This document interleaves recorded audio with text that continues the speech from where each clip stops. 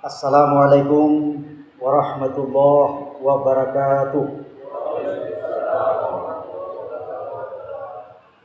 Alhamdulillahirabbil alamin wassalatu wassalam ala asyrafil anbiya'i wal mursalin sayyidina Muhammad wa ala alihi wa sahbihi ajmain, amma ba'd. Bapak-bapak, ibu-ibu, hadirin wal hadirat, jamaah tarawih yang dirahmati oleh Allah, saya doakan semoga hidupnya bahagia di dunia dan di akhirat. Dalam mengarungi kehidupan ini, manusia senantiasa diperhadapkan pada dua pilihan. Allah berfirman, "Wa qulil haqqu mir rabbikum faman syaa'a falyu'min wa man syaa'a falyakfur." Katakan kebenaran itu datang dari Tuhanku. Barang siapa yang mau beriman, silahkan ia beriman. Barang siapa yang mau kafir, silahkan ia kafir. Allah mengajarkan kepada kita, wahai manusia, kepadamu aku persiapkan dua jalan. Ada jalan keimanan dan ada jalan kekafiran. Kalau jalan keimanan yang kalian pilih, di penghujung jalan itu akan aku berikan balasan berupa surga. Tetapi kalau jalan kekafiran yang kalian pilih, di penghujung jalan itu akan aku berikan balasan berupa neraka. Terserah saja kamu manusia mau menempuh jalan keimanan atau mau menempuh jalan kekafiran. Ada 40 siswa di ruangan kelas, ditanya sama gurunya, "Anak-anakku sekalian, angkat tangan siapa yang mau masuk neraka?" Tidak ada yang angkat tangan masuk neraka. Bertanya lagi gurunya, "Anak-anakku sekalian, angkat tangan siapa yang mau masuk surga?" Dari 40 orang, 39 orang angkat tangan, 1 orang tetap tidak angkat tangan. Gurunya penasaran sama yang tidak angkat tangan. Nah, dari tadi saya perhatikan ke kita, masuk neraka tidak mau, masuk surga tidak mau. Mau masuk apa kita, nak? Nah bilang, "Saya Pak Guru, nah bilang mamaku di rumah, saya harus masuk polisi." Cara gitu. Bapak Ibu tabe, kalau Bapak Ibu saya mohon untuk memilih satu pilihan di antara 3 pilihan berikut, kira-kira Bapak Ibu pilih yang mana? Boleh Ibu Bapak? Boleh? Kalau Bapak Ibu saya mohon untuk memilih satu pilihan yang paling tepat, kira-kira Bapak Ibu memilih pilihan yang mana di antara 3 pilihan berikut? Apakah Bapak Ibu memilih A, B, atau C? Apakah Bapak Ibu memilih A, bahagia di dunia, sengsara di akhirat? Mau tidak Pak? Bahagia di dunia, tapi sengsara di akhirat. Mau ke? Mau tidak? Tidak mau. Kalau begitu pilihannya, apakah Ibu Bapak memilih B? Kita balik. Sengsara di dunia, bahagia di akhirat. Mau tidak? Mau?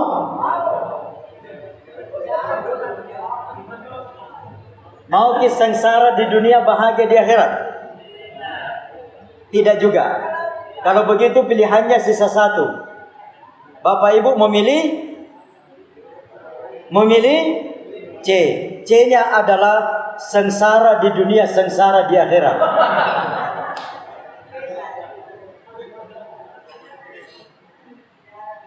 Pilihan Ibu Bapak benar, pilihannya adalah C, bahagia di dunia, bahagia di akhirat. Itu sebab hampir tiap kali selesai sholat kita berdoa sebagaimana difirmankan oleh Allah di dalam Al-Quran, "Wa minhum may yaqulu rabbana atina fid dunya hasanah wa fil akhirati hasanah wa qina adzabannar." Dan di antara mereka itu ada yang berdoa, "Ya Allah, berikanlah kepada kami kebahagiaan di dunia, kebahagiaan di akhirat, dan hindarkanlah kami dari siksaan api neraka." Ibu Bapak, ada orang itu dalam hidupnya hanya menuntut dunia saja, tidak pernah memikirkan akhirat. Baik apa buruk orang seperti itu? Baik apa buruk? Buruk. Ada juga orang kadang-kadang terlalu memikirkan akhirat, lalu melupakan dunia. Bagaimana? Bagus nggak itu? Akhirat saja yang dia pikirkan, dia lupakan dunia, dia lupakan cari rezeki untuk anaknya, untuk istrinya di rumah. Bagus kayak yang begitu? Ada orang yang terlalu memikirkan akhirat, dia melupakan dunia. Nah, saya oleh panitia diberikan tema, yaitu sikap wasatiyah moderasi dalam beragama. Kalau pada Ramadan tahun yang lalu, saya membahas moderasi beragama dalam kaitannya dengan menghargai perbedaan pendapat, meletakkan kepentingan Islam secara keseluruhan di atas kepentingan pribadi dan kelompok. Maka moderasi beragama Ramadan tahun ini saya ingin bahas dalam konteks kita menyeimbangkan antara kepentingan dunia dengan kepentingan akhirat. Setuju Ibu Bapak? Setuju Ibu Bapak? Jadi moderasi dalam beragama, bagaimana kita bisa menyeimbangkan antara dunia dengan akhirat. Islam itu adalah agama yang moderat, wasatan, berada di tengah-tengah. Akhirat dipikirkan, tetapi dunia tidak dilupakan. Nah, terkait dengan kebahagiaan dunia dan akhirat, umat manusia itu terbagi ke dalam 4 golongan. Terkait dengan kebahagiaan dunia dan akhirat, umat manusia terbagi ke dalam 4 golongan. Silakan Bapak Ibu melakukan introspeksi muhasabah bagi diri masing-masing. Kira-kira Bapak Ibu termasuk golongan keberapa? Golongan yang pertama yaitu golongan yang disebut dengan sa'idun fid dunya wa sa'idun fil akhirah. Bahagia di dunia, bahagia di akhirat. Itulah pilihan Bapak Ibu tadi. Yang 3 pilihan saya berikan tawaran tadi. Sa'idun fid dunya wa sa'idun fil akhirah. Bahagia di dunia, bahagia di akhirat. Orang-orang yang termasuk ke dalam golongan yang pertama ini adalah mereka yang memiliki harta kekayaan yang berlimpah, memiliki kekuasaan, pangkat dan jabatan, memiliki ilmu yang tinggi, tetapi ia tetap rajin beribadah, mendirikan sholat, rajin tadarrus, rajin zikir dan istighfar, bertobat atas segala dosa dan kesalahan yang pernah ia perbuat. Bahkan ia selalu berbuat baik kepada orang lain. Orang seperti ini benar-benar mengamalkan hadis Rasul, khairun nas anfa'uhum linnas. Sebaik-baik manusia adalah yang memberikan manfaat kepada sesamanya manusia. Ia memang memiliki harta kekayaan yang berlimpah, tetapi ia tidak diperbudak oleh hartanya. Ia belanjakan harta kekayaannya di jalan yang diperintahkan oleh agama. Ia memang memiliki pangkat jabatan, tetapi jabatan itu ia pandang sebagai amanah untuk beribadah kepada Allah dan berbuat baik kepada orang lain. Bahkan orang seperti ini tiap hari ia istighfar, bertobat karena ia sadar ia manusia yang tidak luput daripada dosa dan salah. Halo Bapak-bapak? Halo Bapak-bapak? Pernah berbuat dosa tidak Pak? Pernah berbuat dosa tidak Pak? Ibu-ibu terlalu jauh jadi saya tidak bisa tanya, terlalu jauh. Pernah berbuat dosa tidak Pak? Pernah. Banyakan mana sama ibu-ibu?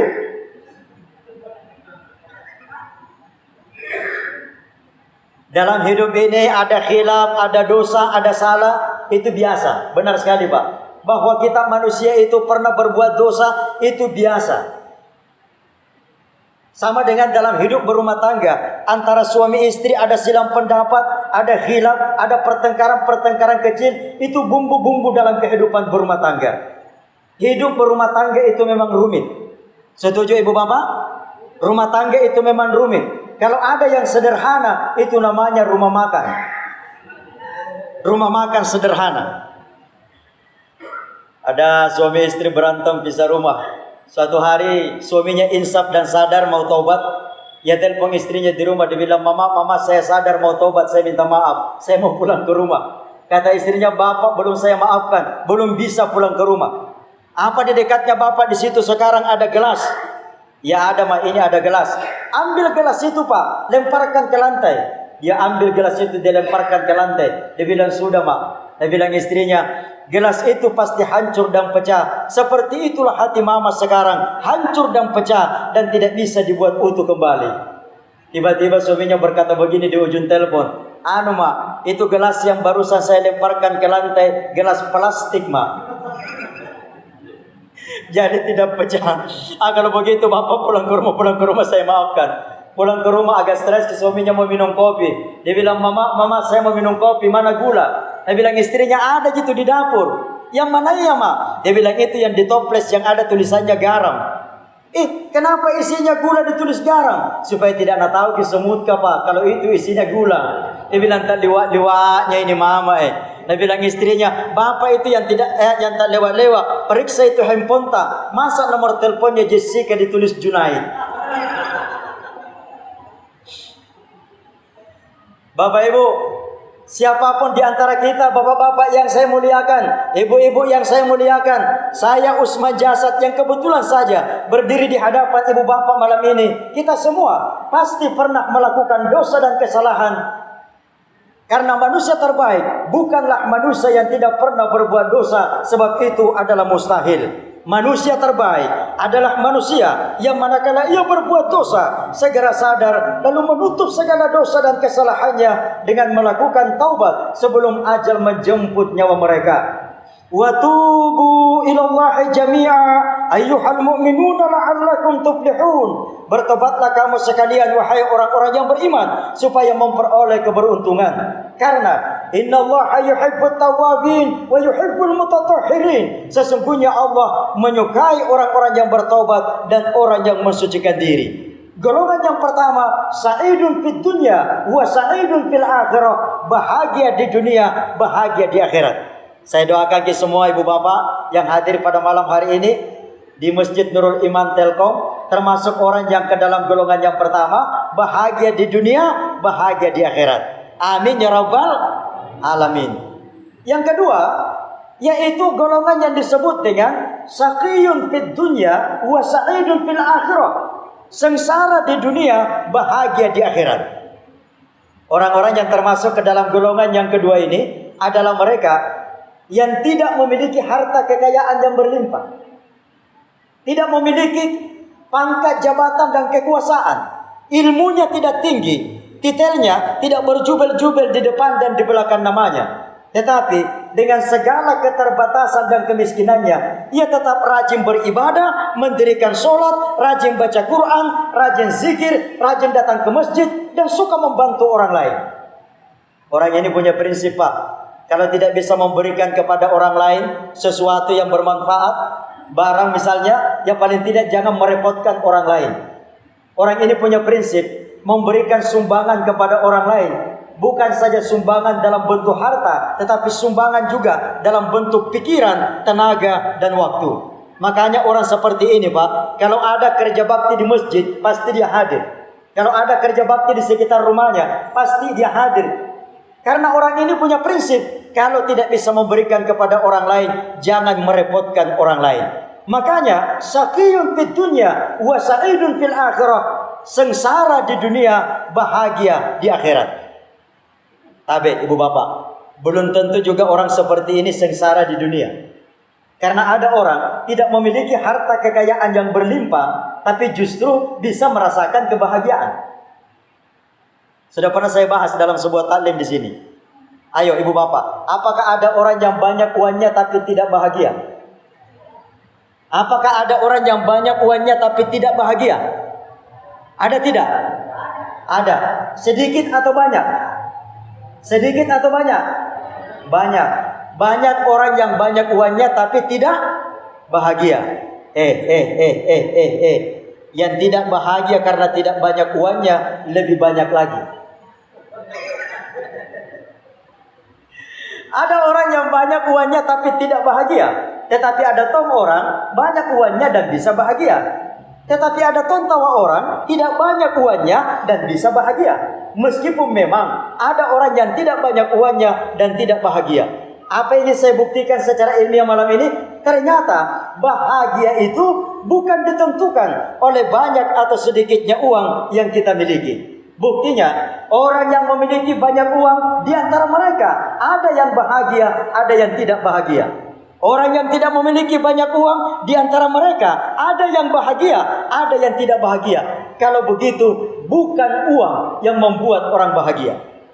Apa yang membuat orang bahagia adalah seperti yang diajarkan oleh Islam, dipraktekkan oleh Rasul, yaitu mindset, pola pikir, cara pandang terhadap uang yang kita miliki. Meskipun uangnya banyak, tetapi berpikirnya kurang, maka dia orang miskin.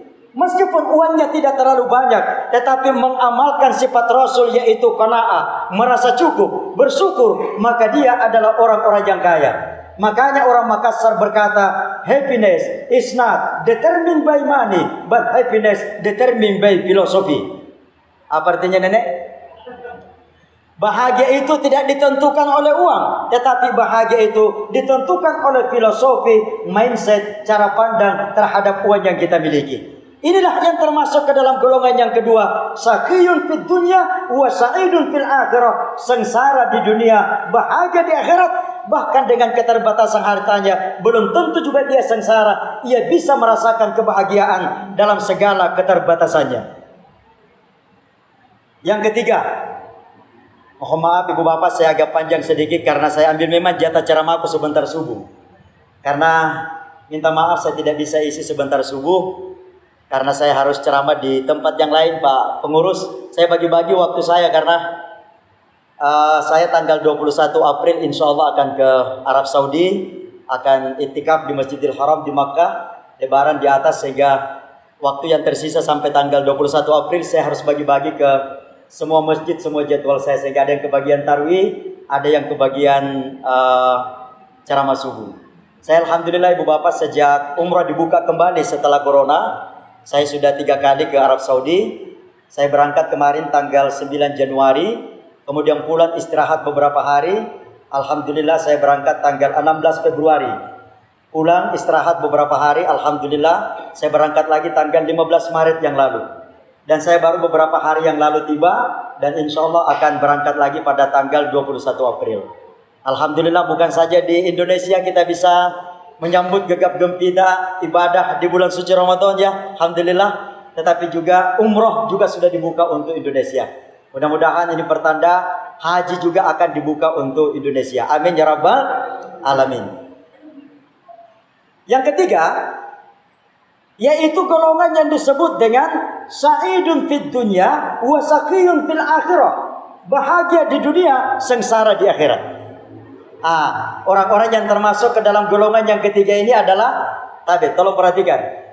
Mereka yang memiliki harta kekayaan yang berlimpah, memiliki kekuasaan, pangkat dan jabatan, ilmunya tinggi, tetapi malas ibadah, tidak mau sholat, tidak mau baca Quran, tidak mau zikir, tidak mau hadir dalam majelis-majelis ilmu, dan tidak mau membantu orang lain. Orang seperti ini Pak, kalau pergi di masjid, kotak amal lewat di depannya, dia ambil dompet, pilih-pilih uang yang dia mau keluarkan, pilih, tahu uang apa yang dikeluarkan? Uang berapa Pak? Uang 1.000. Padahal malaikat lihat di dompetnya ada uang pecahan 100.000. Tapi yang dia masukkan ke dalam kotak amal, uang pecahan 1.000 rupiah. Kotak amal lewat, dia berdoa sambil menangis, ya Allah, masukkan saya ke dalam surgamu. Nabi bilang malaikat, surga 1.000. Sehingga pahlawan yang paling rajin masuk masjid adalah Patimura, sementara pahlawan yang paling malas masuk masjid adalah Soekarno. Karena itu kotak-kotak amal di masjid hari Jumat kalau dibuka, rata-rata isinya uang pecahan 1.000 rupiah, gambarnya Patimura.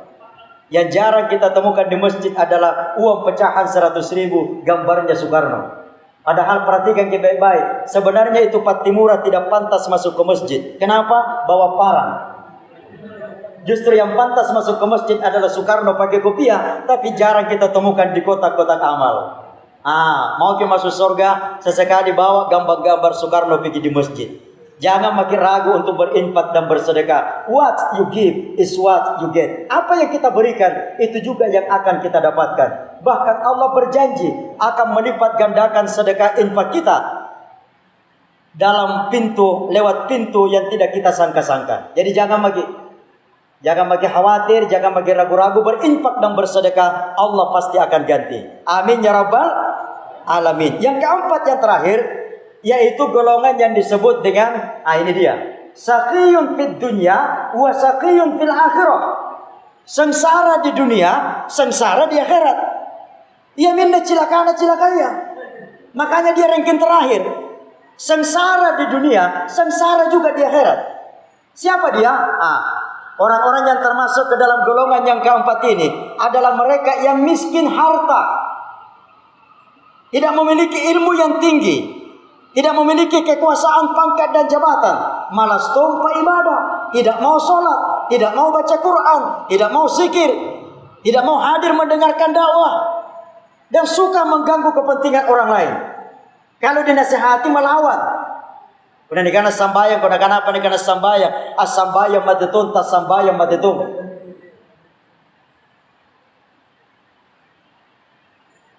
Sudah miskin, sombong lagi. Kalau orang kaya sombong masih ada harapan sedikit, Pak. Tapi kalau orang miskin sombong, innallaha la yuhibbu kulla mukhtalin fakhur. Sesungguhnya Allah tidak menyukai orang yang sombong lagi membanggakan diri. Allah benci kepada orang kaya yang sombong, tapi Allah lebih benci kepada orang miskin yang sombong, tidak mau sholat, tidak mau puasa, tidak mau zikir, tidak mau baca Quran. Makanya saqiyun fid dunya wa saqiyun fil akhirah. Sengsara di dunia, sengsara di akhirat. Saya yakin yang hadir di masjid ini tidak ada yang seperti itu. Amin ya rabbal alamin. Ibu bapak, ini sajalah yang saya sampaikan pada malam hari ini. Semoga ada manfaatnya. Terima kasih atas perhatian ta. Semoga dengan puasa Ramadan yang kita kerjakan menjadikan kita sebagai orang-orang yang bertakwa, sehingga kita bisa termasuk ke dalam golongan hamba-hamba Allah yang bahagia di dunia, bahagia di akhirat. Ya paling tidak, kalau kita tidak bisa dua-duanya ya tidak apa-apa, sengsara sedikit di dunia tapi bahagia di akhirat. Karena walal akhiratu khairul laka minal ula. Hari kemudian itu, hari akhirat itu lebih baik daripada yang permulaannya itu kehidupan dunia. Tapi kalau bisa dua-duanya, bahagia dunia dan akhirat, itu yang lebih baik. Makanya doanya itu tadi, Rabbana atina fid dunya hasanah wa fil akhirati hasanah wa qina adzabannar. Demikian, terima kasih, mohon maaf. Wassalamualaikum warahmatullahi wabarakatuh.